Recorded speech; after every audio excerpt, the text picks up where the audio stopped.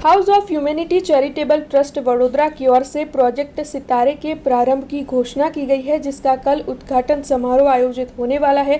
तब इस बारे में जानकारी देने के लिए आज पत्रकार परिषद बुलाई गई थी।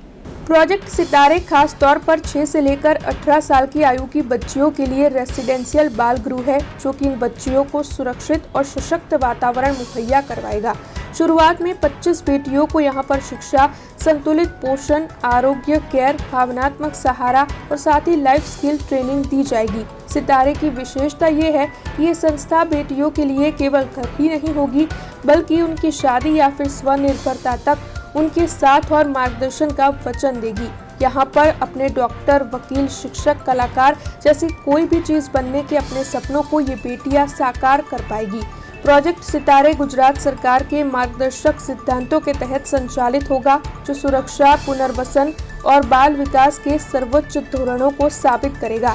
तब आपको बता दें कि वडोदरा की house of humanity charitable trust की ओर से प्रोजेक्ट सितारे के प्रारंभ की घोषणा की गई है और कल इसका उद्घाटन समारोह आयोजित होने वाला है। तब इस दौरान कैबिनेट मंत्री भानुबेन बाबरिया मौजूद रहने वाले हैं।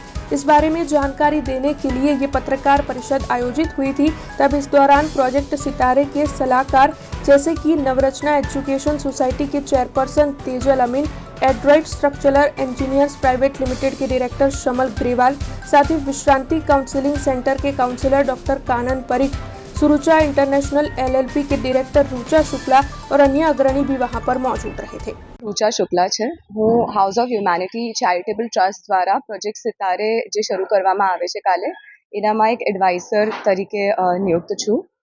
પ્રોજેક્ટ સિતારે એક અનોખો પ્રોજેક્ટ છે જે મોડલ અનાથાલયના કન્સેપ્ટ પર ચલાવવા માંગીએ છીએ।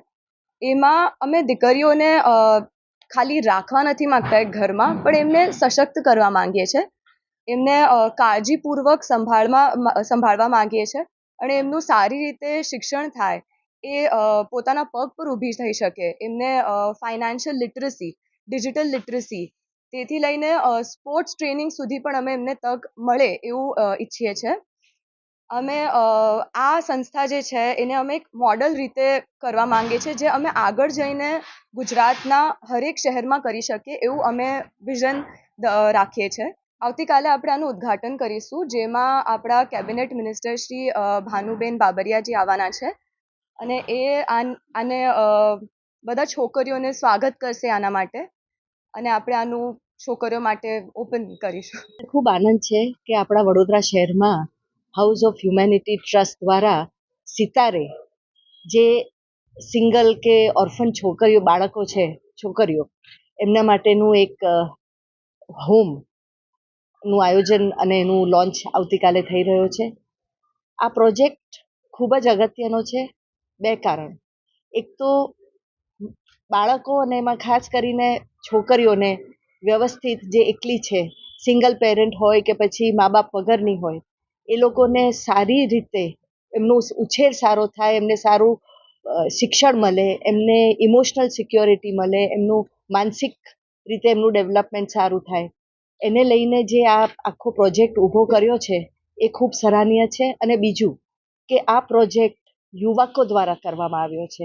હર્ષ, મયંક, રુચા શુક્લા અને મંથન શાહ, આ 4 દ્વારા જે આ પ્રોજેક્ટ ઉપાડ્યો છે, જેમાં લગભગ 25 જેટલી છોકરીઓ આવશે આવતીકાલથી। તો એ જનરલી યુવકો શોર્ટ ટર્મ પ્રોજેક્ટ્સ કરતા હોય છે, કમ્યુનિટીમાં જઈને કામ તો ઘણા જ કરે છે, પણ આ જાતનું આટલું મોટું કામ, આટલી મોટી જવાબદારી આ ઉંમરે જ્યારે એ લોકો એમની પોતાની કરિયર્સ બિલ્ડ કરે છે, ત્યારે પોતાનો ટાઈમ, પોતાની મહેનત, પોતાનો સમય અને પોતાની શક્તિ આવા કામમાં આપીને, જે એક બહુ ખૂબ જ નાજુક કામ છે, ખૂબ જ રિસ્પોન્સિબિલિટીનું કામ છે, એ ઉપાડ્યું છે। तो आखी सितारे टीम ने मारा खूब खूब अभिनंदन। हमसे जुड़े रहने के लिए हमारे YouTube चैनल को सब्सक्राइब करें और नई वीडियो की नोटिफिकेशन के लिए बेल आइकॉन को दबाएं।